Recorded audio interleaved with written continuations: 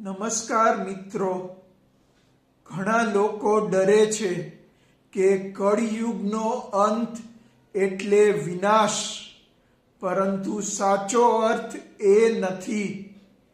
કળિયુગનો અંત એટલે લોકોનો અંત નહીં, પણ લોકોના અંદરના અંધકારનો અંત, અહંકારનો અંત, લોભનો અંત, દ્વેષનો અંત.